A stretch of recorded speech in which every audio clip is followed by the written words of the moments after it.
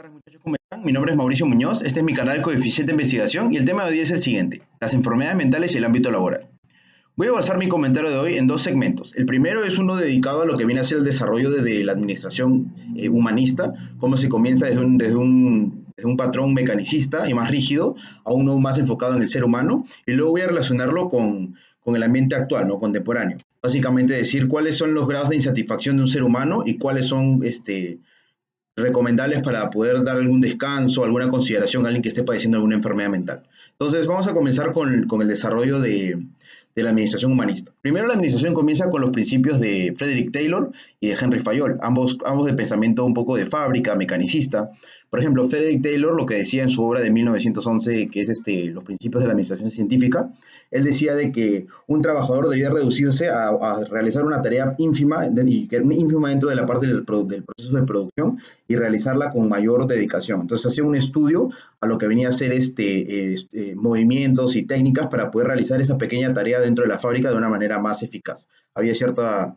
Se daban interés, ¿cómo se dice? Incentivos, capacitación, pero al final de cuentas era una máquina dentro de una fábrica. Luego Henry Fayol en 1916 habla de los 14 principios de la administración.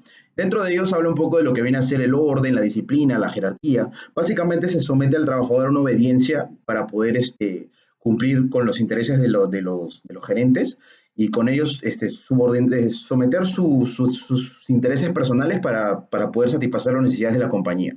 Entonces comienza la administración como un poco mecanicista, un poco rígido.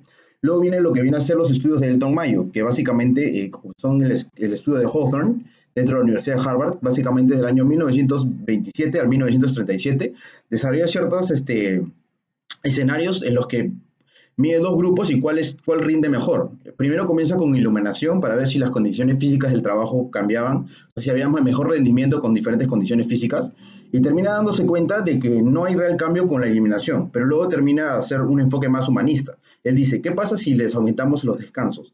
Les reducimos la jornada laboral, les damos mayor remuneración. Entonces se dio cuenta que los trabajadores trabajaban mejor y rendían más cuando sentían que sus superiores se preocupaban por ellos de verdad. Entonces, cuando había ciertas consideraciones, ellos aún rendían aún mejor. Que era algo que se había visto cuando Henry Ford en 1914 dobló el salario un poquito más de sus trabajadores para que sigan trabajando y rindieran mejor. Entonces, estos estudios comenzaron a mostrar un lado humanista al ser humano como un humano, más que como una máquina de fábrica. Luego viene lo que es la pirámide de jerarquía de Maslow, que es del año 1943. Y básicamente Maslow lo que hace es poner una estructura que dice que los seres humanos tienen una jerarquía de necesidades. Las necesidades más básicas de los humanos son las fisiológicas, comer, respirar, dormir, etc. Luego vienen las necesidades de seguridad, estar protegido, tener un techo donde dormir, etc. Luego vienen las necesidades de aceptación y amor y pertenencia. Entonces, si un ser humano se siente que tiene un grupo una tribu en la que se siente que encaja, se siente aceptado, eso cumple sus necesidades humanas. Luego lo que viene a ser la necesidad de reconocimiento, que los esfuerzos que uno hace, que las responsabilidades que uno toma, que sean reconocidas por los demás. Y finalmente la necesidad menos básica, por así decirlo, es la necesidad de autorrealización. Tener un trabajo por ejemplo, que sientas que estás logrando algo grande, que estás creciendo, que te estás desarrollando. Entonces, Maslow lo que proponía y lo que se concluyó es que cuando un ser humano tenía su jerarquía de necesidades bien resueltas, eso lo llevaba a tener un mejor desarrollo y desempeño laboral.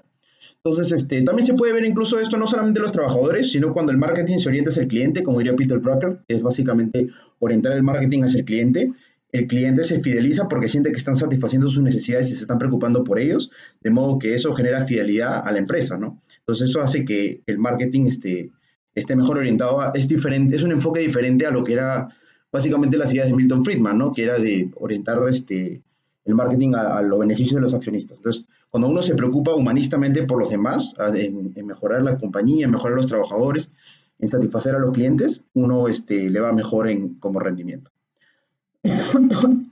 Entonces, bueno, ahora voy a hablar la parte de la insatisfacción. Básicamente es una hipótesis psicológica, segmentar un poco lo que viene a ser tres tipos de insatisfacción. La insatisfacción saludable, la negativa y la patológica. Por ejemplo, el estrés viene a ser una insatisfacción saludable. El estrés te puede motivar incluso a actuar. Estás estresado y por lo tanto quieres sacar adelante tus proyectos y te haces un esfuerzo y te guía. Luego hay una parte que es negativa, que vendría a ser ansiedad. Uno está ansioso, entonces eso es un poco negativo, te estanca un poco, porque ya no solamente es un estrés de pucha, tengo cosas que hacer y las voy a empezar a hacer y te motiva, es uno que te estanca un poco más. Y luego viene la contraparte patológica, que viene a ser la ansiedad paralizante. Entonces, si uno está paralizado, tiene una ansiedad paralizante, eso significa que tus capacidades de laboral y de desempeño están completamente mermadas. Entonces, lo que yo quería proponer es que, es una hipótesis, ¿no? Ver que cuando uno desarrolla una parte patológica, y voy a dar otro ejemplo, por ejemplo, el miedo.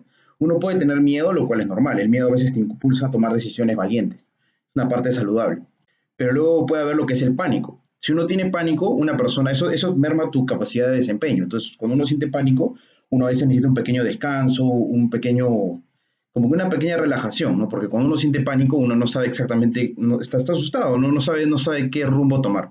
Y luego está la contraparte patológica, ¿no? Que es el estrés, el post-traumatic stress disorder, ¿no? Que tiene un estrés postraumático, ya tiene un trauma. Entonces, eso lo hace más difícil a la persona a que se enfoque y, por lo tanto, la hipótesis sería que esta contraparte patológica reciba algún grado de descanso, ¿no? Entonces, enfocándonos en la idea de Maslow,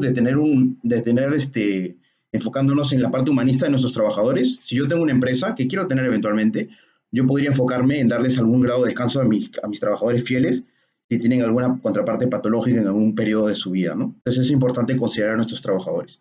De ahí puse dos ejemplos más. Por ejemplo, la tristeza, luego la contraparte la negativa es la depresión, y luego el desorden depresivo mayor, esa es la parte patológica. Y el otro ejemplo que puse es la timidez, luego la ansiedad social y luego la ansiedad social paralizante, es la parte patológica.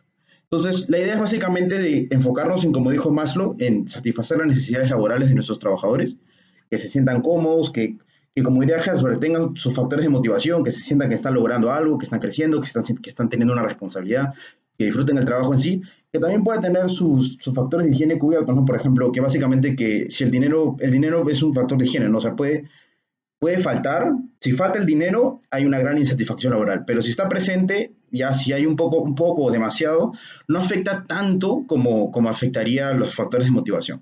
Entonces, la idea es de que se busque satisfacer las necesidades de nuestros trabajadores, que veamos dentro de esta hipótesis psicológica lo que es